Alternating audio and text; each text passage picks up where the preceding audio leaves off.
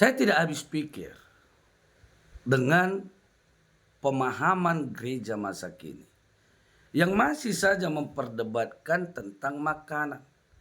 Boleh atau tidak, halal atau tidaknya sebuah makanan. Kenapa?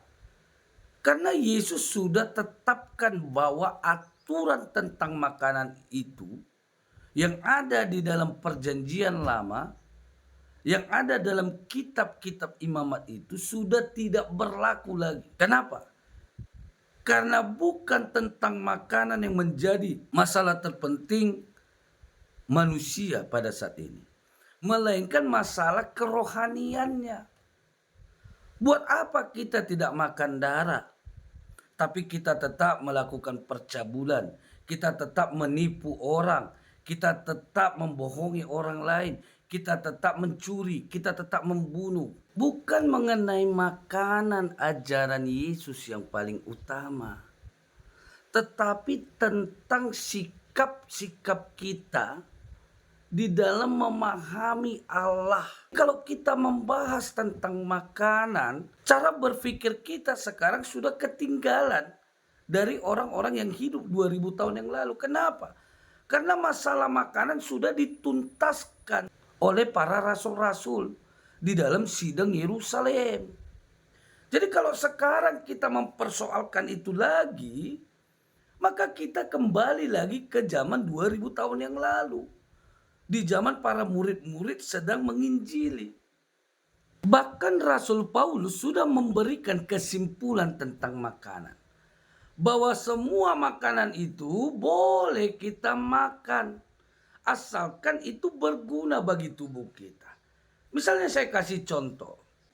Saya punya penyakit kolesterol.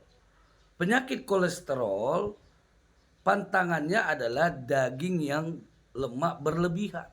Misalnya daging babi, daging sapi, bahkan juga daging kambing, ataupun makanan-makanan laut.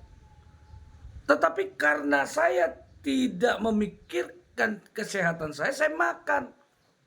Dan ternyata ketika saya makan itu tidak berguna bagi tubuh saya, malah menyakiti tubuh saya.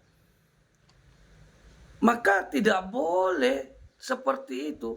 Namun kalau itu tidak menyakiti tubuh saya, boleh saya makan. Jangan kita cuci pemikiran jemaat atau orang-orang lain tentang makanan. Sehingga kita katakan kalau kau makan darah, Tuhan akan marah, Tuhan akan murka, itu akan menjadi dosa. Ini menjadi persoalan.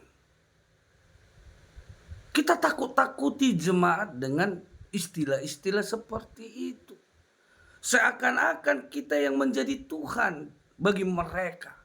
Kalau kita mau terapkan aturan larangan terhadap makanan, jangan kita hanya comot satu aturan, lalu aturan yang lain kita berlakukan. Tetapi kita terapkan itu sepenuhnya, khususnya mengenai makanan. Misalnya, kalau kita larang orang makan darah, maka larang juga mereka makan daging babi. Larang mereka makan daging ular. Tetapi kenyataannya apa? Kita tidak makan darah, tetapi kita santap itu daging babi. Kita santap itu daging ular. Kan seakan-akan firman Tuhan itu kita hapuskan. Mana yang menguntungkan bagi kita, kita ambil. Mana yang rasa-rasanya merugikan, kita buang. Jadi membaca Alkitab itu jangan mencari mana yang enaknya. Ya, tapi kita pahami seutuhnya, kita pahami dengan betul-betul. Sehingga tidak terjadi lagi perdebatan yang sudah diperdebatkan 2000 tahun yang lalu.